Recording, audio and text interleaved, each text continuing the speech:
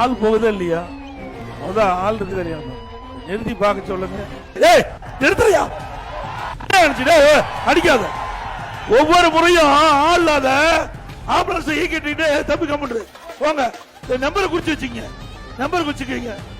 நம்பரை குறிச்சு police station complaint கொடுங்க. ஏய் தம்பி எதுவும் பண்ணாதீங்க. ஒரு கேவலமான அரசாங்கம்.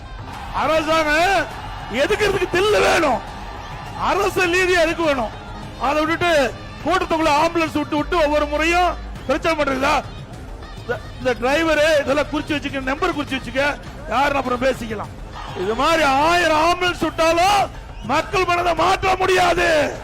நான் ஆரம்பத்திலிருந்து இது கிட்டத்தட்ட ஒரு 30 கூட்டத்தில் பார்த்திருக்கிறேன்.